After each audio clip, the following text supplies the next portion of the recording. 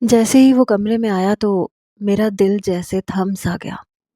میں نے کہا اس لیے تم مجھے یہاں لے کے آئے تھے تاکہ میرے ساتھ زبردستی کر سکو؟ اور بھی کوئی بدلہ ہے تمہارے دل میں جو لینا باقی رہ گیا ہے؟ دروازہ کھلا تھا۔ میں تم سے پہلے بھی کہہ چکی تھی کہ میں نکاح تم سے مجبوری میں کر رہی ہوں کیونکہ میرے پاس کوئی اور ٹھکانہ نہیں ہے۔ تم نے میرے سارے راستے بند کر دیے۔ وہ کہنے لگا میں صرف تم سے بات کرنا چاہتا ہوں۔ میں نے کہا مجھے کچھ سننا ہی نہیں ہے، مجھے تمہاری شکل تک نہیں دیکھنی، بہت نفرت کرتی ہوں تم سے۔ کہنے لگا محبت میں بھی تم سے نہیں کرتا، لیکن انسانیت ہے میرے اندر۔ یہ سن کر میرے اندر آگ سی لگ گئی۔ کس انسانیت کی بات کر رہا تھا وہ؟ میں نے کہا مجھ پہ احسان جتانے کی کوشش مت کرنا۔ وہ کہنے لگا میں احسان نہیں جتا رہا، لیکن بہت سی باتیں تم سے کلیئر کرنا چاہتا ہوں۔ ابھی پلیز یہاں سے چلے جاؤ۔ تمہیں دیکھ کر مجھے ساری اذیتیں اپنے وجود پر ہوتی ہوئی محسوس ہوتی ہیں۔ پلیز چلے جاؤ یہاں سے۔ یہ کہتے ہوئے میں چلانے لگی، رونے لگی۔ مجھے یوں روتا چلاتا دیکھ کر وہ کمرے سے باہر جا چکا تھا۔ کافی دیر میں روتی رہی۔ ایک حادثہ انسان کی زندگی کو مکمل بدل دیتا ہے۔ پتہ نہیں بدلہ لینے والا یہ کیوں نہیں سوچتا کہ ان کی چند گھنٹے کی دی گئی اذیت سامنے والے کی ساری زندگی کو برباد کر کے رکھ دے گی۔ ایسا بھی میں نے کیا کر دیا تھا؟ اور جو کہا تھا جھوٹ تو نہیں کہا تھا۔ میں کہاں غلط تھی؟ ابھی تک میں یہ سمجھ نہیں پا رہی تھی کہ میرے ساتھ یہ سب کیوں ہوا۔ روتے روتے نہ جانے کب میری آنکھ لگ گئی۔ صبح جب میں اٹھی تو سر بری طرح سے بھاری ہو رہا تھا۔ میں اٹھ کے بیٹھ گئی۔ دروازے پہ دستک ہوئی۔ اس سے پہلے کہ وہ شخص خود ہی میرا دروازہ کھول کر اندر آتا، میں نے جلدی سے دوپٹہ اوڑھا، پھر دروازہ کھولا تو اس کے ہاتھ میں ناشتے کی ٹرے تھی۔ میں نے اس کے ہاتھ سے پکڑ لی، پھر دوبارہ سے دروازہ بند کرنے لگی تو کہنے لگا ناشتہ کر لو، میں باہر تمہارا انتظار کر رہا ہوں۔ میں نے کہا کیا مطلب؟ تو کہنے لگا تمہیں ڈاکٹر کے پاس لے کے جانا ہے۔ میں نے ایک ہی نظر اس پر ڈالی تھی۔ بے شرمی کی ساری حدیں اس شخص پر ختم ہوتی تھیں۔ وہ یوں بات کر رہا تھا جیسے اس کی جائز اولاد دنیا میں آ رہی ہو۔ بہرحال میں نے صبر کا گھونٹ پیا تھا۔ دروازہ بند کیا، ٹرے رکھ دی، جا کے منہ ہاتھ دھونے لگی۔ ناشتے کو بالکل دل نہیں چاہ رہا تھا۔ مشکل سے میں نے صرف چائے پی تھی۔ باقی کی ٹرے اٹھائی اور کمرے سے باہر آ گئی۔ وہ باہر چھوٹے سے لاؤنج میں صوفے پہ بیٹھا تھا، شاید میرا ہی منتظر تھا۔ میرے ہاتھ میں ٹرے ویسے ہی دیکھ کر کہنے لگا تم نے ٹھیک سے ناشتہ نہیں کیا۔ میں نے کہا پلیز زیادہ اوور ایکٹنگ میرے سامنے مت کرو کہ تمہیں میرا بہت احساس اور خیال ہے۔ یہاں کوئی دیکھنے والا نہیں ہے، نہ کوئی تم سے پوچھنے والا ہے۔ یہ کہہ کر میں نے کچن میں جا کے ٹرے رکھ دی اور پھر اپنے کمرے میں چلی گئی۔ اپنی کالی چادر اپنے اوپر اوڑھی اور باہر آ گئی۔ وہ مجھے لیڈی ڈاکٹر کے پاس لے کر گیا۔ چیک اپ اور ٹیسٹ کے بعد ڈاکٹر نے کہا کہ آپ کی وائف کا ایچ بھی بہت کم ہے، آپ اس کی ڈائٹ پر خاص توجہ دیں، انہیں وقت پر میڈیسن بھی دیں۔ وہ کہنے لگی انہیں یہ میڈیسن لازمی دیں، یہ مہینے تک کھلانی ہے، ایک ٹائم کی بھی میڈیسن مس نہیں ہونی چاہیے۔ واپسی پر اس نے میڈیسن کے ساتھ پھل وغیرہ بھی خرید لیے۔ مجھ سے کہہ رہا تھا کہ یہ سب تم کھانا۔ میں نے کہا میں نے بڑے بڑے بے شرم دیکھے ہیں، لیکن تمہارے جیسا نہیں۔ میری بات پر اس نے حیرت سے مجھے دیکھا۔ کہنے لگا کیا مطلب؟ میں نے کہا تم تو یوں ظاہر کر رہے ہو جیسے ہمارے بیچ کچھ ہوا ہی نہیں۔ ہماری بڑی خوشی سے شادی ہوئی ہے اور میں تمہارے جائز بچے کو جنم دے رہی ہوں۔ میری بات سن کر شاید اسے غصہ آیا تھا۔ اپنی مٹھیاں بھینچتے ہوئے کہنے لگا میرب میرے صبر کا امتحان مت لو۔ میں نے کہا اچھا تو تم صبر کر رہے ہو، تمہیں پتہ بھی ہے صبر کیا ہوتا ہے؟ کیا سمجھتے ہو تم اپنے گناہ پر ناجائز اولاد پر نکاح کا لیبل لگانے سے تمہاری اولاد جائز ہو جائے گی، یا تمہارا وہ گناہ ہٹ جائے گا اور تمہاری کی گئی زیادتی کا کوئی تم سے حساب نہیں لے گا، کوئی پوچھ گچھ نہیں ہوگی؟ شاید میری باتیں اس سے برداشت نہیں ہو رہی تھیں، اس لیے سب کچھ میرے کمرے کے بیڈ پہ رکھ کے وہ چلا گیا۔ کچھ دیر میں وہیں بیٹھی رہی۔ اس کے بعد کمرے سے باہر آ کر کچن میں جا کے دیکھا تو کھانا تیار پڑا تھا، ہاٹ پاٹ میں روٹیاں بھی تھیں، کرنے کے لیے میرے پاس کچھ بھی نہیں تھا، گھر بھی صاف تھا، اور میں کرتی بھی کیوں؟ بہرحال میرا پورا دن یہ سوچ کر گزرا کہ مجھے آگے کیا کرنا چاہیے۔ میں ساری زندگی اس شخص کے ساتھ نہیں رہ سکتی تھی، اس لیے سوچ رہی تھی کہ جیسے ہی اس کا بچہ ہوگا اسے دے کر واپس اپنے گھر چلی جاؤں گی۔ تب تک تو فاطمہ کی شادی بھی ہو چکی ہوگی، بات پرانی ہو چکی ہوگی، ہو سکتا ہے میرے والدین مجھے قبول کر لیں۔ بار بار جب میرے دل میں بابا کا خیال آتا تو میرا دل کٹنے لگتا تھا، ان کو دیکھنے کے لیے تڑپنے لگتا تھا۔ ساری زندگی انہوں نے مجھے پھولوں کی طرح سے رکھا تھا، میرے ناز نخرے اٹھائے تھے۔ اماں بار بار ان سے کہتی تھیں کہ لڑکی ذات ہے، آپ نے اسے بہت سر پہ چڑھا رکھا ہے، دیکھ لیجئے گا اس کی جو زبان ہے نا، جو کینچی کی طرح چلتی ہے، یہ جب ساس کے سامنے چلے گی نا تو پتہ چلے گا آپ کو، جب اس کا شوہر، اس کی ساس اس کی شکایتیں لے کے ہمارے گھر آئیں گے۔ میرے بابا کہتے تھے کہ تم چپ کرو، میری بیٹی میرے گھر میں مہارانی ہے، اس کا جیسے جی چاہے گا وہ کرے گی، لیکن میں جانتا ہوں جب یہ سسرال جائے گی تو میری عزت رکھے گی، زبان بھی بند ہو جائے گی۔ تم تو جانتی ہو ویسے بھی بچیوں کو جی کھول کر بولنے کی اجازت اپنے میکے میں ہی تو ہونی چاہیے، تاکہ انہیں یہ نہ لگے کہ نہ باپ نے بولنے دیا نہ آگے شوہر نے۔ میں بھی یہ جانتی تھی کہ جیسے من موجی میں اپنے باپ کے گھر میں ہوں ویسی میں سسرال میں نہیں ہو سکتی، لیکن یہ نہیں معلوم تھا کہ میری وجہ سے میرے باپ کو اتنا بڑا دکھ بھی مل سکتا ہے۔ میرا دماغ ہر وقت انہی سوچوں میں رہتا تھا۔ شام ہوتے ہی گھر کا دروازے کا لاک کھلا، مجھے محسوس ہوا جیسے اس نے تالا کھولا ہے۔ یہ سوچ کر مجھے بڑا غصہ آیا۔ کیا سمجھتا تھا مجھے کہ میں بھاگ جاؤں گی؟ اس نے کوئی راستہ میرے لیے چھوڑا تھا جو میں کہیں بھاگتی؟ جب اندر آیا تو سامنے چھوٹے سے ٹیبل پر سارے پھل ویسے کے ویسے پڑے تھے جو اس نے مجھے کھانے کے لیے کہا تھا۔ تالا اور چابی ایک طرف رکھ کے کہنے لگا، یہ پھل کیوں نہیں کھائے؟ تم کیا چاہتی ہو؟ میں نے کہا، میں چاہتی ہوں کہ تمہارا بچہ مر جائے۔ تم جیسے بے ضمیر انسان میں نے اپنی زندگی میں نہیں دیکھا۔ تم کیسے اس بچے کو دنیا میں لانا چاہتے ہو جو تمہارے گناہ کی پیداوار ہے؟ کہنے لگا، ہاں میں اس ایسے بچے کو دنیا میں لانا چاہتا ہوں جو میرے گناہ کی پیداوار ہے، میں اس کا قتل نہیں کر سکتا۔ میں نے کہا، تم تالا کیوں لگا کے جاتے ہو؟ کیا لگتا ہے تمہیں کہ میں بھاگ جاؤں گی؟ میری اس بات پر اس نے نظریں چرائیں۔ میں نے کہا، بتاؤ مجھے کیا لگتا ہے تمہیں میں بھاگ جاؤں گی؟ یہ نہیں سوچا کہ بھاگ کے جاؤں گی کہاں؟ مجھے بھاگنا ہوتا تو میں عنبر کے گھر سے بھاگ جاتی۔ وہ کہنے لگا، جب تمہارا ایسا کوئی ارادہ نہیں ہے تو تمہیں فرق نہیں پڑنا چاہیے کہ باہر تالا لگا کے جاتا ہوں یا دروازہ کھلا چھوڑ کے جاتا ہوں۔ میں نے کہا، تم ویسے ہی میری نظروں میں گر چکے ہو، ایسی حرکتیں کر کے مزید گر رہے ہو، مجھے بد کردار سمجھتے ہو، تمہارے پیچھے میں کسی اور کو یہاں بلا لوں گی، اس لیے تالا لگا کے جاتے ہو۔ یہ بات سن کر اس نے بڑے غصے سے مجھے دیکھا لیکن جواب نہیں دیا۔ کہنے لگا، تم سے بات کرنا ہی فضول ہے، تمہارے جو جی میں آتا ہے نا تم وہ سوچتی رہو۔ یہ کہہ کے وہ اپنے کمرے میں چلا گیا۔ کچھ دیر بعد وہ عام سے لباس میں باہر آیا، کچن میں جا کے اپنے لیے کھانا گرم کرنے لگا۔ کچھ ہی دیر میں وہ کھانا ٹیبل پہ لگا چکا تھا۔ مجھے کہنے لگا، کھانا کھا لو۔ میں نے کہا، مجھے بھوک نہیں ہے۔ میرا یہ کہنا تھا کہ اس نے زور سے دونوں ہاتھ ٹیبل پہ مارے۔ میں اپنی جگہ اچھل کے رہ گئی۔ بڑے غصے سے میرے پاس آیا۔ میں خوف کے مارے چند قدم پیچھے ہٹ گئی۔ وہ میرا بازو پکڑ کے مجھے ٹیبل کے پاس لے آیا اور کرسی پہ بٹھا دیا۔ کہنے لگا، زیادہ نخرے برداشت کرنے کی عادت نہیں ہے مجھے، چپ چاپ کھانا کھاؤ اور اس کے بعد یہ پھل بھی تم کھاؤ گی اور میڈیسن بھی میں تمہیں اپنے سامنے کھلاؤں گا۔ وہ کافی غصے میں تھا۔ میں نے چپ چاپ کھانا کھا لیا، پھل بھی کھا لیے میں نے۔ اس نے مجھے اپنے سامنے کھلائے تھے، پھر میرے کمرے سے باہر چلا گیا۔ ایک بار آفس سے آیا تو کافی پریشان تھا، اپنا سر پکڑے بیٹھا تھا۔ بار بار اس کے موبائل پر کال آ رہی تھی لیکن اٹھا نہیں رہا تھا، بار بار ڈسکنیکٹ کر رہا تھا۔ میں اس وقت کھانا کھا رہی تھی جب بار بار اس کی بیل بجنے لگی۔ اس نے فون اٹھایا، کہنے لگا، کیا چاہتی ہیں اب آپ؟ بار بار مجھے فون مت کیا کریں۔ پھر کہنے لگا، کر لی میں نے اسی سے شادی، سن لیا آپ نے؟ یہی کنفرم کرنے کے لیے فون کیا تھا۔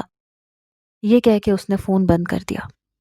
میں سمجھ گئی کہ شاید اس کے گھر سے فون آیا ہے اور مجھ سے شادی کرنے پر ان کو اعتراض ہوگا۔ ظاہر سی بات ہے میں ان کے بیٹے کے بدلے کا سامان بنی تھی، مجھے وہ بہو بنا کے اپنے گھر میں تو نہیں لے جا کے رکھ سکتا تھا۔ میں سمجھ گئی تھی کہ یہ شادی اس نے اپنے والدین کی مرضی کے خلاف کی ہے۔ کھانا کھانے کے بعد میں نے اپنے برتن اٹھائے، دھو کے رکھے، لیکن وہ وہیں صوفے پہ سر پکڑے بیٹھا تھا۔ میں اس کے سامنے کرسی رکھ کے بیٹھ گئی۔ جب اس نے مجھے یوں بیٹھے دیکھا تو اس نے استفہامیہ نظروں سے مجھے دیکھا، کیونکہ میں کبھی بھی اس کے سامنے بیٹھا نہیں کرتی تھی۔ میں نے کہا تم نے مجھ سے شادی تو کر لی، لیکن اب مجھے اپنی فیملی سے کیوں نہیں ملواتے؟ میں تمہاری فیملی کے ساتھ رہنا چاہتی ہوں۔ میری بات سن کر اس نے نظریں چرائی تھیں۔ کہنے لگا وہاں نہیں لے کے جا سکتا۔ میں نے کہا کیوں؟ مطلب کہ تم مجھ سے کی گئی شادی کو خفیہ رکھنا چاہتے ہو، خاندان کے سامنے اپنی عزت برقرار رکھنا چاہتے ہو؟ کیا تمہارے لیے ایک بار میری زندگی برباد کر کے تمہیں سکون نہیں ملا، جو میری زندگی کو مزید تکلیفوں سے بھرنا چاہتے ہو؟ دیکھنے والے تو یہی سمجھیں گے کہ میں کوئی بری عورت ہوں جسے تم نے الگ فلیٹ میں لا کے رکھا ہوا ہے اپنی عیاشی کا سامان بنانے کے لیے۔ میرا یہ کہنا تھا کہ وہ غصے سے کھڑا ہوا، میرا بازو پکڑ کے زور سے دبا دیا۔ کہنے لگا ایک لفظ بھی اور مت کہنا۔ میں نے کہا کیوں؟ سچ برداشت نہیں ہو رہا تم سے؟ میرا بازو چھوڑو۔ سب کے سامنے تم مجھے اپنی رکھیل شو کرنا چاہتے ہو، اسی لیے تو اپنے خاندان میں نہیں لے کے جا رہے۔ نکاح پہ بھی تمہارے دوست آئے تھے، تمہارا کوئی فیملی ممبر نہیں آیا تھا، نہ ماں نہ باپ نہ بھائی نہ کوئی بہن۔ کیا سمجھتے تھے تم مجھ سے نکاح کر لو گے تو میری نظر میں تمہارا گناہ معاف ہو جائے گا، تم بری ذمہ ہو جاؤ گے؟ اگر واقعی تمہاری نیت اپنے بچے کو اپنا نام دینے کی ہے اور مجھے اپنی بیوی بنانے کی ہے تو چلو میرے ساتھ اپنے گھر، لے کے جاؤ مجھے وہاں، مجھے رکھو وہاں پہ اور ساری دنیا کے سامنے مجھے بیوی بنا کے اپناؤ۔ میری بات سن کے کہنے لگا میں ایسا نہیں کر سکتا، میں تمہیں فی الحال اپنی فیملی کے سامنے نہیں لے جا سکتا، اس لیے تمہیں یہیں رہنا ہوگا۔ میں طنزیہ مسکرائی۔ میں نے کہا میں جانتی تھی تم اتنے باظرف نہیں ہو۔ میں نے کہا جب تک تمہارا گناہ میرے وجود میں پل رہا ہے تب تک میں تمہارے ساتھ رہوں گی، اور جیسے ہی تمہارا بچہ ہو جائے گا تو تم اپنا بچہ اپنے پاس رکھ لینا، لیکن میں یہاں نہیں رہوں گی۔ میری بات سن کر اس نے کچھ نہیں کہا، بس اتنا کہنے لگا کہ میں پہلے ہی بہت پریشان ہوں، میرا دماغ خراب مت کرو تو زیادہ بہتر ہوگا، جاؤ یہاں سے۔ یہ کہہ کر وہ دوبارہ صوفے پہ بیٹھ گیا۔ میں اپنے کمرے میں واپس آ گئی۔ وقت یوں ہی گزرنے لگا۔ ہر مہینے وہ مجھے ڈاکٹر کے پاس لے کے جاتا۔ کھانے پینے کی کسی چیز کی کوئی کمی نہیں تھی، بلکہ اپنے سامنے بٹھا کے کھلاتا تھا۔ لیکن جیسے جیسے وقت گزرنے لگا میری اذیت بھی بڑھنے لگی۔ عورت ہمیشہ اپنے وجود میں پلنے والے پہلے بچے کے احساس کو کچھ زیادہ ہی محسوس کرتی ہے۔ پہلی پہلی بار اس نئے جذبے سے، اس نئے احساس سے آشنا ہوتی ہے، اس لیے اس کی چھوٹی چھوٹی باتیں یاد رکھتی ہے۔ لیکن میرے لیے یہ احساس پھر بھی کسی اذیت سے کم نہیں تھا۔ میں زیادہ تر روتی رہتی تھی، اپنا جی جلاتی رہتی تھی، بار بار مجھے وامک سے نفرت محسوس ہوتی رہتی تھی۔ وہ کبھی مجھ سے ٹھیک سے بات کرنے کی کوشش بھی کرتا تو میں اس سے لڑتی جھگڑتی ہی رہتی تھی۔ بالآخر وہ غصے سے اپنے کمرے میں چلا جاتا یا بات کرنی ہی چھوڑ دیتا، اور میں یہی چاہتی تھی کہ میں اس کی آواز تک نہ سنوں، اس کی شکل بھی نہ دیکھوں۔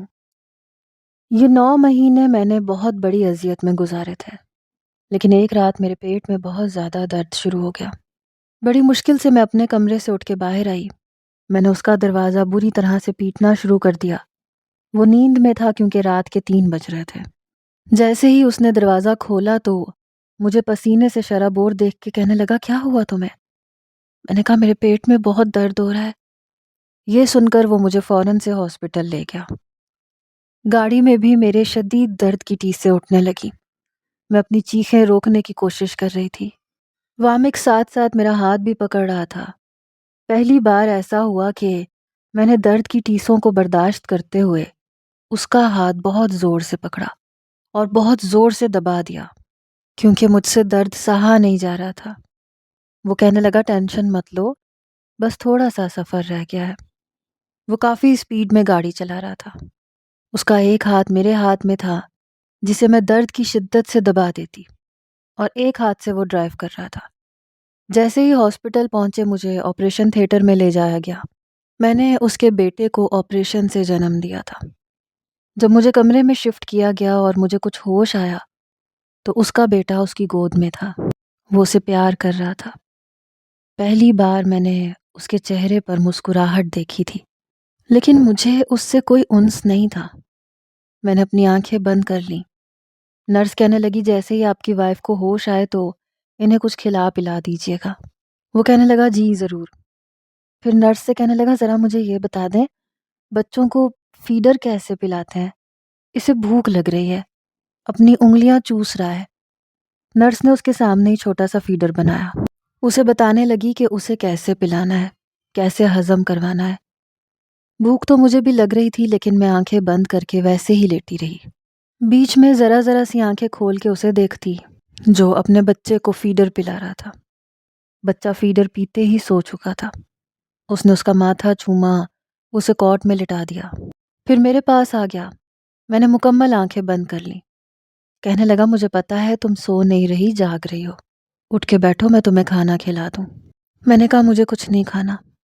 کہنے لگا تب بھی کھانا پڑے گا۔ اس نے میرا فولڈنگ بیڈ سر کی طرف سے کچھ اونچا کیا، سہارا دے کے مجھے بٹھایا۔ ایک ٹفن میں سے سوپ کا باؤل نکالا اور اپنے ہاتھ سے چمچ میں سوپ ڈال کر میرے منہ کے قریب کیا۔ میں نے کہا میں خود پی سکتی ہوں۔ میرے ایک ہاتھ پہ ڈرپ لگی ہوئی تھی، دوسرا ہاتھ خالی تھا۔ میں نے جیسے ہی اپنا ہاتھ آگے بڑھایا تو کہنے لگا میرے ہاتھ سے کیا تکلیف ہے؟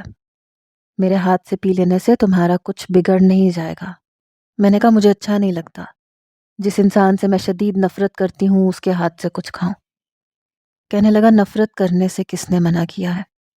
نفرت کرتی ہو تو کرتی رہو، لیکن اس وقت تمہاری مجبوری ہے۔ جیسے گاڑی میں میرا ہاتھ پکڑ کر اپنے درد برداشت کرنا تمہاری مجبوری تھی۔ پتہ نہیں کیوں وہ مجھے یہ احساس دلا رہا تھا کہ میں نے اپنی تکلیف کے وقت میں اس کا ہاتھ تھاما تھا۔ مجھے اپنے اس عمل پہ بھی افسوس ہونے لگا۔ پتہ نہیں میں نے کیوں اس کا ہاتھ پکڑ لیا تھا۔ میں نے کہا افسوس ہے مجھے اس بات پر کہ میں نے تکلیف کے وقت میں تمہارے ہاتھ کا سہارا لیا۔ وہ ذرا سا مسکرایا، کہنے لگا لیکن مجھے اچھا لگا۔ یہ کہہ کر اس نے زبردستی چمچ میرے منہ میں ڈال دیا۔ ساتھ ساتھ مسکرا بھی رہا تھا، لیکن مجھے زہر لگ رہا تھا۔ تھوڑا سا سوپ پینے کے بعد میں نے کہا مجھے سوپ نہیں پینا۔ وہ کہنے لگا سارا پینا پڑے گا۔ اپنی حالت دیکھی ہے تم نے، بالکل زرد پڑ چکی ہو، تمہیں خوراک کی اشد ضرورت ہے۔ میں نے کہا تمہارا مطلب پورا ہو چکا ہے، میرا خیال مت رکھو، تمہاری اولاد تمہارے پاس آ چکی ہے۔ وہ میری ہر کڑوی بات سن کر بھی بس مسکرائے جا رہا تھا اور زبردستی مجھے سوپ پلا رہا تھا، جیسے میری باتیں اس کے سر پر سے گزر رہی ہوں۔ اسے غصہ ہی نہیں آتا تھا۔ 2 دن بعد میں گھر آ گئی، لیکن ابھی تک میں نے اس بچے کو نہیں پکڑا تھا، اسے وہی سنبھالتا تھا۔ مجھے بس اپنے ٹھیک ہونے کا انتظار تھا۔ پھر میں واپس اپنے باپ کے گھر چلی جاتی۔ مجھے اپنے باپ کے سینے سے لگنا تھا۔ میں پل پل اپنے ماں باپ کے لیے تڑپتی تھی۔ آج بھی انہی کو یاد کر کے آنسو بہا رہی تھی جب وہ بچہ رونے لگا۔ وامک فوراً سے اٹھا، اسے گود میں لے کے بہلانے لگا، پھر اس کا فیڈر پکڑ کے اسے بیڈ پہ لٹا کے باہر چلا گیا۔ وہ روئے جا رہا تھا۔ پتہ نہیں کیوں مجھے بے چینی ہو رہی تھی۔ میں سمجھ نہیں پا رہی تھی کہ اس کا رونا مجھے کیوں بے چین کر رہا تھا، میری بے چینی کو بڑھا رہا تھا۔ جی چاہ رہا تھا اس کے منہ پہ ہاتھ رکھ کے اس کا رونا بند کر دوں۔ کیوں رو رہا تھا؟ 2 منٹ کا صبر نہیں تھا اسے۔ کچھ ہی دیر میں وہ تیز قدموں سے کمرے میں آیا، پھر بیڈ پہ بیٹھ کر اسے اپنی گود میں بھرا، فیڈر پلانے لگا۔ میں نے کہا ایسے کرو اسے اپنے کمرے میں لے جاؤ، میری نیند بہت ڈسٹرب ہوتی ہے۔ میری بات سن کے کہنے لگا یہ کہو نا کہ اس کے رونے کی آواز تمہیں بے چین کر دیتی ہے، تم سے برداشت نہیں ہوتا، دل تڑپنے لگتا ہے۔ میں نے کہا مجھے ایسا کچھ نہیں ہوتا۔ کہنے لگا کیوں جھوٹ بول رہی ہو؟ ماں کا دل تڑپنا فطری سی بات ہے۔ اگر اتنی بے چینی ہوتی ہے تو گود میں اٹھا سکتی ہو، پیار بھی کر سکتی ہو، سینے سے بھی لگا سکتی ہو، یقین مانو بہت سکون ملے گا۔ مجھے تمہاری بے چینی دور کرنی ہے، میری فکر کرنے کی ضرورت نہیں ہے، میں ٹھیک ہوتے ہی یہاں سے چلی جاؤں گی اور پھر سب ختم ہو جائے گا۔ یہ سب میرے لیے اہمیت نہیں رکھتا۔ میرا یہ کہنا تھا کہ اس کے چہرے کی مسکراہٹ ختم ہوئی۔ میں نے کہا جیسے مجھے تم سے نفرت ہے اس سے بھی نفرت ہے۔ کہنے لگا اگر گناہ کے بعد گناہ کا احساس ہو جائے، انسان خدا کے سامنے گڑ گڑا کر اپنے گناہ کی توبہ کر لے اور اپنے گناہ کے لیے شرمندہ ہوتا رہے، روتا رہے، معافیاں مانگتا رہے تو میرا وہ رب اپنے بندے کو خالی ہاتھ نہیں لوٹاتا، معاف کر دیتا ہے۔ تم بھی اس کی بندی ہو، معاف کر سکتی ہو، کیونکہ میں نے بھی تو تمہیں معاف کیا ہے۔ اس کی بات نے تو گویا میرے اندر آگ لگا دی۔ میں اٹھ کے بیٹھ گئی۔ میں نے کہا میں نے کیا کیا ہے تمہارے ساتھ؟ میں نے کیا بگاڑا ہے تمہارا؟ کہنے لگا تمہیں ذرا بھی احساس نہیں ہے کہ تم نے میرے ساتھ کیا کیا ہے؟ چلو میں نے جو کیا وہ بہت بڑھ کے کیا، کئی گناہ زیادہ کیا، لیکن احساس ہونے پر اس کی تلافی بھی کر لی۔ لیکن تمہیں تو اپنے کیے کا احساس تک نہیں ہے۔ تمہاری وجہ سے میری بھی زندگی برباد ہوئی ہے، لیکن میں تمہاری طرح بار بار سامنے والے کا جرم جتانا نہیں چاہتا کہ وہ کہاں غلط تھا۔ میں اس کی بات سن کے حیران تھی۔ بچہ سو چکا تھا، اس نے اسے بیڈ پہ لٹایا، خود وہ جا کے صوفے پہ لیٹ گیا۔ اس کی بات مجھے بہت بری لگی تھی۔ سارا قصور اسی کا تھا، میرا کوئی قصور نہیں تھا۔ پھر مجھ پہ کیا جتانا چاہتا تھا؟ میری کون سی غلطی تھی؟ اگلے روز وہ اپنے آفس کے لیے تیار ہو کر میرے کمرے میں آیا، اپنے بیٹے کو میرے پاس لٹا دیا۔ کہنے لگا میرب میں زیادہ آفس سے چھٹی نہیں کر سکتا، میں نے ملازمہ کا کہہ رکھا ہے جیسے ہی انتظام ہوگا وہ پورا دن بچے کو سنبھال لیا کرے گی، لیکن پلیز 1-2 دن کے لیے تم یہ زحمت اٹھا لو، بس صرف اسے فیڈر پلا دینا، بے شک سینے سے مت لگانا، بے شک پیار مت کرنا، مگر خدا کے لیے، خدا کی چھوٹی سی مخلوق پر اتنا احسان تو کر سکتی ہو نا کہ اسے کچھ کھلا پلا دو، میں بہت جلد ملازمہ کا انتظام کر لوں گا۔ یہ کہہ کر وہ پھر کمرے سے باہر چلا گیا۔ بچے کے دودھ کا ڈبہ، فیڈر، سب کچھ سائڈ ٹیبل پہ رکھ دیا، ساتھ میں میرا کھانا پینا بھی۔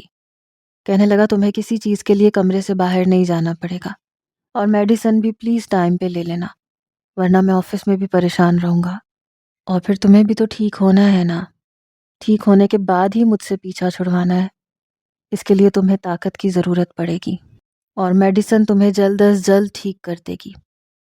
پتہ نہیں بات کر رہا تھا کہ طنز کر رہا تھا، بہرحال وہ آفس جا چکا تھا۔ میں نے ناگواری سے اس بچے کو دیکھا تھا جو بالکل بھی وامک کی طرح نہیں تھا، یا شاید پہلی بار اتنی غور سے دیکھا تھا۔ اس کی آنکھیں، نین، نقش، رنگت، سب کچھ میرے جیسی تھی۔ وہ بھی یک ٹک مجھے دیکھے جا رہا تھا، پتہ نہیں کیوں دیکھ رہا تھا۔ میں نے اپنا رخ بدل لیا۔ پورا دن میں ہی اسے سنبھالتی رہی، وقت کا پتہ ہی نہیں چلا کہ کیسے گزر گیا۔ البتہ میں نے اسے سینے سے نہیں لگایا تھا، نہ پیار کیا تھا، لیکن دل کی بے چینی عروج پر تھی۔ رات کو بڑی مشکل سے میں نے اسے سلایا۔ جب وامک آفس سے واپس آیا، بچے کے کپڑے اور کھلونے لے کے آیا تھا، اور بھی بہت سا سامان تھا۔ کافی شاپنگ بیگز تھے جو اس نے بیڈ پہ رکھ دیے۔ اس سے پہلے کہ وہ کچھ بولتا، میں نے اپنے ہونٹوں پہ انگلی رکھ کے اسے چپ رہنے کا اشارہ کیا۔ میں نے کہا بہت مشکل سے سویا ہے، اس لیے شور مت کرنا۔ میری بات سن کے اس نے کہا ٹھیک ہے، پھر بڑے دھیرے سے کہنے لگا اس میں تمہارے اور بچے کے کپڑے ہیں، اور اس کی ضرورت کا سامان بھی ہے، اب جیسا بھی ہے اسے رکھ لینا پلیز، مجھے شاپنگ کا اتنا آئیڈیا نہیں ہے۔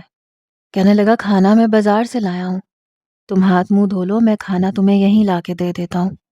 میں نے کہا مجھے تمہارے لائے ہوئے کپڑے نہیں چاہیے، اور یہ بچے کا سامان اپنے کمرے میں رکھو، میں رات کو سکون سے سونا چاہتی ہوں، تمہارے بچے کو نہیں سنبھالوں گی۔ پتہ نہیں کیوں ڈھیٹ تھا یا کیا، کمرے سے باہر چلا گیا۔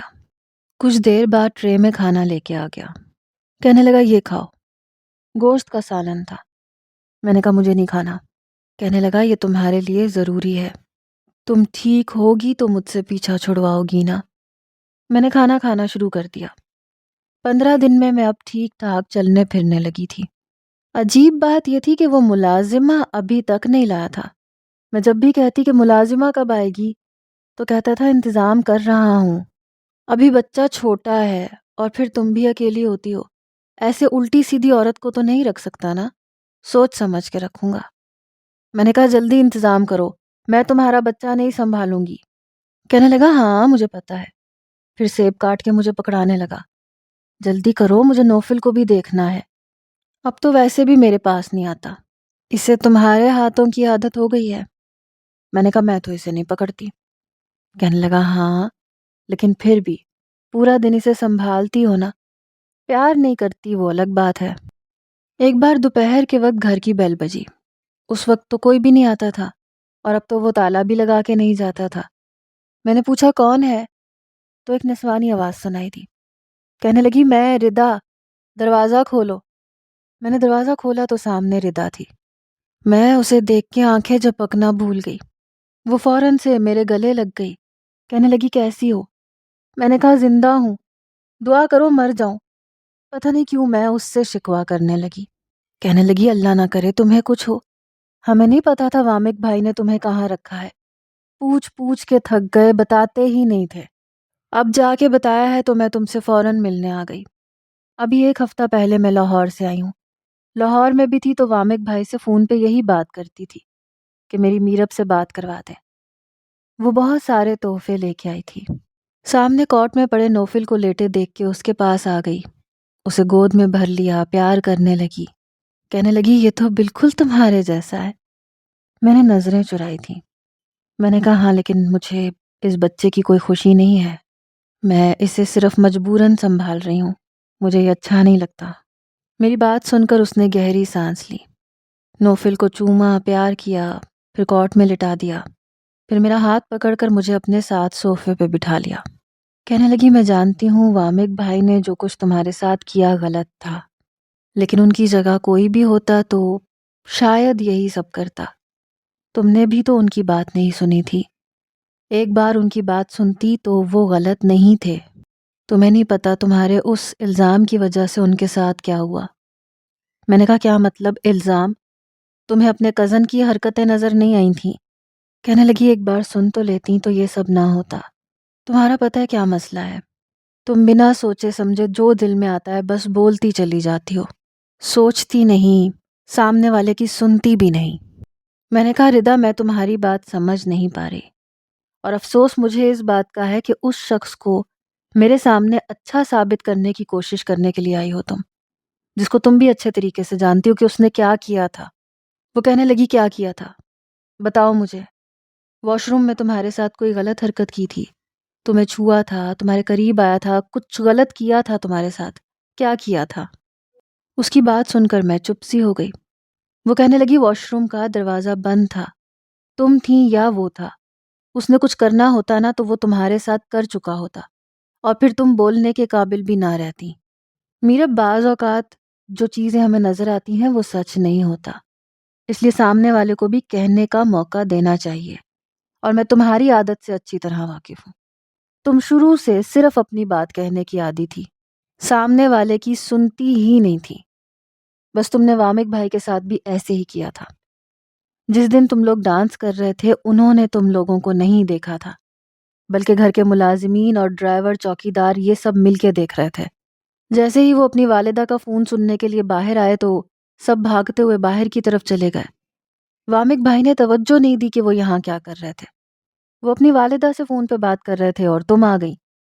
تم نے ہنگامہ کھڑا کر دیا، وہ کہتے رہ گئے کہ میں نے ایسا کچھ نہیں کیا۔ بہرحال اس بات کو ہم نے زیادہ نہیں بڑھایا تھا کیونکہ وہ مجھے بتا چکے تھے۔ میرے بھائی نے ملازمین کی اچھی خاصی خبر لی تھی، خود میں تمہیں بھی بتانا چاہتی تھی لیکن تم نے سنا ہی نہیں۔ مائیوں کے فنکشن والے دن وامک بھائی کو بخار تھا اور وہ اسی کمرے میں رہتے تھے کیونکہ مہمان بہت زیادہ آئے ہوئے تھے، اس لیے ہم نے سب کو کمرے الگ الگ دیے ہوئے تھے۔ فنکشن والے دن میرے بھائی نے کہا کہ سب لڑکے اور سب مہمان نیچے جا چکے ہیں، تم لوگ اپنا پروگرام شروع کر سکتے ہو۔ بھائی نے مجھے بتایا نہیں کہ وامک بھائی کو بخار ہے اور وہ اپنے کمرے میں ہے، وہ میڈیسن کھا کے سو رہے تھے، انہیں نہیں پتا تھا کہ باہر کیا فنکشن ہو رہا ہے اور کیا نہیں۔ لیکن جیسے ہی ان کی آنکھ کھلی اور جب انہوں نے باہر آنے کے لیے دروازہ کھولا تو اس وقت فنکشن شروع ہو چکا تھا، سب جگہ لڑکیاں ہی لڑکیاں تھیں۔ وہاں سے گزر کے نیچے جانا انہیں مناسب نہیں لگا، انہوں نے سوچا کہ ٹھیک ہے وہ اسی کمرے میں بیٹھ کے پورا وقت گزار لیتے ہیں، لیکن اتفاق ایسا تھا کہ تم انہی کے کمرے میں گئی۔ کمرے کے شور اور آہٹ سے انہیں لگا کہ اگر کوئی لڑکی یہاں آ گئی تو انہیں دیکھ کر برا بھلا سمجھے گی۔ وہ واش روم میں جا کے چھپ گئے کیونکہ انہیں لگا کہ جو بھی لڑکی یہاں آئے گی تو وہ کمرے تک آئے گی، کیونکہ انہیں باتوں سے اندازہ ہو چکا تھا کہ ہم ایک دوسرے کو ابٹن لگا رہے ہیں۔ انہیں نہیں پتا تھا کہ تم واش روم میں جاؤ گی۔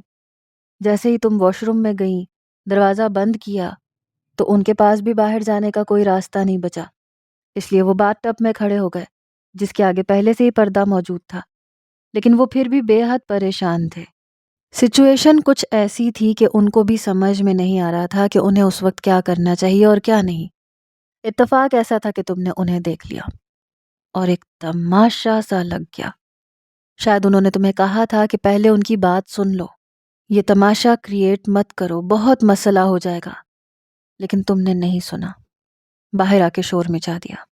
میرے بھائیوں نے بہت مارا تھا وامک بھائی کو، کسی نے ان کی نہیں سنی، بلکہ ان کے والدین کو بلا کر ان کی بے عزتی کی، یہاں تک کہ اس کے والد نے بھی ان کے منہ پہ تھپڑ مارا، ان کا گریبان پکڑ کے جھنجھوڑ دیا۔ وہ کہتے رہے کہ میری بات تو سنیں، لیکن کسی نے نہیں سنی۔ ان کے والد نے ان کی اس حرکت پر انہیں گھر سے نکال دیا۔ وہ کہنے لگے کہ کسی کی بچی کی اس طرح اہانت ہم برداشت نہیں کریں گے۔ تم نے کیا سوچ کے یہ حرکت کی؟ اس وقت سب کو وقتی غصہ تھا، لیکن اس دوران وامک بھائی کی بچپن کی منگنی ٹوٹ گئی جو کہ میری ہی کزن سے ہوئی تھی۔ وہ بھی میری کزن تھی اور وہ بچپن سے ایک دوسرے کے ساتھ منسوب تھے، دونوں ایک دوسرے کو محبت بھی بہت کرتے تھے، لیکن اس بدنامی کی وجہ سے رشتہ ٹوٹ گیا۔ وامک بھائی نے بہت کہا کہ میری بات تو سن لیں، مجھے اتنی بڑی سزا مت دیں، میں نمرا کے بغیر نہیں رہ سکتا، میں بہت محبت کرتا ہوں اس سے، لیکن نمرا نے منع کر دیا۔ کہنے لگی وہ ایسے شخص سے شادی نہیں کرنا چاہتی جو ایسی گھٹیا حرکتیں کرتا ہو۔ بہرحال رشتہ ٹوٹنے کا وامک بھائی کو بہت افسوس ہوا۔ انہیں لگا کہ جب سب کا غصہ ٹھنڈا ہوگا تو پھر وہ نمرا کو سمجھائیں گے، سب سے بات کریں گے، لیکن میرے تایا نے نمرا کا رشتہ آنن فانن طے کر دیا۔ یہ سب رامک بھائی کے لیے ناقابل برداشت تھا۔ انہی دنوں انہیں پتا چلا کہ تمہارا بھی رشتہ طے ہو چکا ہے تو انہیں اور بھی غصہ آنے لگا کہ ان کی زندگی برباد کر کے تم اپنا گھر بسانے جا رہی ہو۔ نمرا کی شادی تمہارے نکاح سے 2 دن پہلے ہوئی تھی اور اس وقت وامک بھائی کی ذہنی حالت ٹھیک نہیں تھی۔ گھر والے انہیں نکال چکے تھے، کوئی ان کی بات سننے کو تیار نہیں تھا۔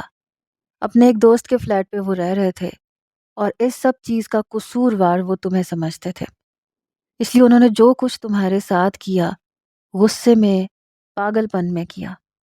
پہلے تمہیں صرف 3 دن کے لیے اغوا کر کے رکھنا مقصود تھا، وہ تمہیں بدنام کرنا چاہتے تھے، لیکن جب پورے خاندان نے انہیں بدکردار، گھٹیا اور اس طرح کے القابات سے پکارنا شروع کیا تو غصے میں آ کر تمہارے ساتھ وہ کر بیٹھے جو نہیں کرنا چاہتے تھے، لیکن اس کے بعد انہیں بہت افسوس تھا۔ مجھ سے بار بار کہنے لگے کہ میں تمہارے گھر پہ بات کروں، پوچھوں کہ تم کیسی ہو۔ کہنے لگے کہ میں نے اس کے ساتھ بہت برا کیا ہے، اس کے والدین پر پتہ نہیں کیا بیتی ہوگی، اگر وہ کہیں تو میں آ کر معافی مانگ لیتا ہوں، اور تم میرب سے پوچھ لو، میں اس کا رشتہ بھی مانگ لیتا ہوں۔ لیکن جب میں نے فاطمہ سے بات کی تو پتہ چلا کہ تمہاری والدہ نے اپنے گھر سے نکال دیا ہے تمہیں، تمہارے والد کی کنڈیشن بہت خراب تھی۔ کہنے لگی جب وامک کو یہ پتہ چلا تو انہیں اپنے کیے کا اور بھی افسوس ہونے لگا۔ انہوں نے ہر ممکن جگہ تمہیں تلاش کیا، پھر ایک بار تمہیں ہاسپٹل میں دیکھا تھا، لیکن تم ڈاکٹر سے لڑ رہی تھی، کہہ رہی تھی کہ تم اپنا ابارشن کروانا چاہتی ہو، چاہے تمہاری جان بھی چلی جائے، تم اس بچے کو پیدا نہیں کرنا چاہتی۔ یہ سن کر انہوں نے تمہارا پیچھا کیا، جس فلیٹ میں تم رہ رہی تھی وہ دیکھ چکے تھے، تمہاری دوست سے بات کی، لیکن ابھی تک تم نے انہیں صفائی دینے کا موقع ہی نہیں دیا، ابھی تک تم نے ان کی کوئی بات سنی ہی نہیں۔ ایک بار تو ان کی بات سن لیتی، ایک بار تو کٹہرے پہ کھڑے ہوئے مجرم کو بھی صفائی پیش کرنے کا موقع دیا جاتا ہے۔ میرب اگر تم نے بہت کچھ کھویا ہے تو وامک بھائی نے بھی بہت کچھ کھویا ہے، بچپن کی محبت کھوئی ہے، لیکن پھر بھی اپنے آپ کو سنبھال لیا، اور وہ تمہیں بھی سنبھال رہے ہیں۔ آسان نہیں ہے یہ۔ جب میں لاہور سے کراچی آئی تو ان کی حقیقت کے بارے میں بہت کچھ جان چکی تھی، لیکن وہ سب کچھ اپنے والدین کو بتا چکے تھے۔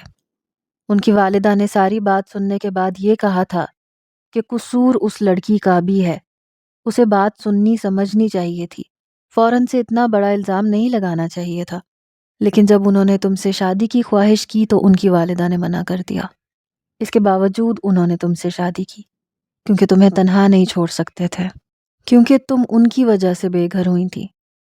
اب بھی تم یہ مت سمجھو کہ انہوں نے تم سے کوئی خفیہ نکاح کیا ہے، سب جانتے ہیں کہ تم ان کی بیوی ہو، بس ان کی والدہ تمہیں قبول نہیں کرنا چاہتی، اس لیے تمہیں یہاں رکھا ہوا ہے۔ جس دن وہ مان گئی تو وہ تمہیں اپنے گھر لے جائیں گے۔ ساری بات سن کر میرے پاس بولنے کے لیے کچھ بچا ہی نہیں تھا، سوائے اس کے کہ میں بنا سوچے سمجھے بولنے کا خمیازہ بھگت رہی تھی۔ وہ کہنے لگی کہ میں تمہیں اس لیے ساری حقیقت بتانے آئی ہوں تاکہ تم اپنی زندگی کا اگلا فیصلہ سوچ سمجھ کے کر سکو، جذبات میں آ کر اپنے لیے کوئی غلط فیصلہ نہ کر لینا۔ یہ کہہ کر وہ جا چکی تھی۔ کافی دیر میں یہ سوچتی رہی کہ مجھے کیا کرنا چاہیے۔ اگر میں وامک سے طلاق لے بھی لیتی ہوں تو جاؤں گی کہاں؟ پتہ نہیں میرے گھر والے ابھی مجھے قبول کریں گے کہ نہیں۔ پھر سوچا میں کیسے کسی ایسے شخص کے ساتھ رہوں جس نے میری زندگی کو برباد کر دیا۔ پھر میرے ذہن میں آیا کہ مجھے وامک سے کچھ کہنا چاہیے، کہ وہ میرے گھر والوں کو حقیقت بتائے کہ اس کا قصور تھا، شاید میرے والدین مجھے قبول کر لیں۔ نوفل کے رونے کی آواز پر میں چونکی۔ جب اس کے پاس آئی تو روئے جا رہا تھا۔ میں نے گود میں لیا، اس کا جسم تپ رہا تھا، ایسے لگ رہا تھا جیسے بخار ہو۔ بہرحال میں نے زیادہ پرواہ نہیں کی، اسے فیڈر پلایا، سلا دیا۔ شام کو جب وامک واپس آیا تو بار بار مجھے دیکھ رہا تھا۔ کہنے لگا وہ ردا مجھ سے بار بار کہہ رہی تھی، اس لیے میں نے اسے ایڈریس دیا تھا۔ کیا آئی تھی تم سے ملنے؟ میں نے کہا ہاں آئی تھی، تمہاری صفائیاں پیش کرنے کے لیے۔ میری بات سن کر اس نے گہری سانس لی۔ کہنے لگا مجھے پتا تھا تمہیں کبھی یقین نہیں آئے گا، اور میں نے اسے بھی کہا تھا کہ خواہ اپنا وقت برباد کرنے کے لیے آ رہی ہے۔ میں نے کہا میرے گھر والوں کو جا کے سچ بتا دو تاکہ وہ مجھے قبول کر لیں۔ مجھے نہیں رہنا تمہارے ساتھ، نہ تمہارا بچہ پالنا ہے۔ وہ کہنے لگا ٹھیک ہے، یہ تمہارا آخری فیصلہ ہے تو ٹھیک ہے۔ ابھی ہم بات کر ہی رہے تھے کہ نوفل رونے لگا۔ وامک اس کے پاس گیا، اسے گود میں اٹھایا تو بری طرح سے وہ کانپ رہا تھا، رو رہا تھا۔ وامک نے کہا اسے تو بہت تیز بخار ہے، تم نے بتایا نہیں مجھے۔ میں نے کہا مجھے نہیں پتا، ہاں تھوڑا گرم تو لگ رہا تھا، مجھے لگا ٹھیک ہو جائے گا۔ کہنے لگا نفرت کی بھی کوئی حد ہوتی ہے میرب، وہ بری طرح سے کانپ رہا ہے، تمہیں ذرا بھی احساس نہیں ہے۔ پھر کہنے لگا تمہیں کیوں ہوگا، تمہارے لیے تو وہ ناجائز ہے۔ پھر مجھے ہاتھ سے پیچھے کر کے وہ بچے کو لے کر فوراً سے باہر چلا گیا۔ شاید اسے ڈاکٹر کے پاس لے کے گیا تھا، لیکن پیچھے سے میں بےتاب ہونے لگی۔ ٹھیک ہے مجھے اس بچے سے کوئی لگاؤ نہیں تھا، لیکن تھا تو میرا بچہ۔ کچھ دیر بعد مجھے وامک کا فون آیا، کہنے لگا میرب خوش ہو جاؤ۔ یہ کہنے کے بعد رونے لگا۔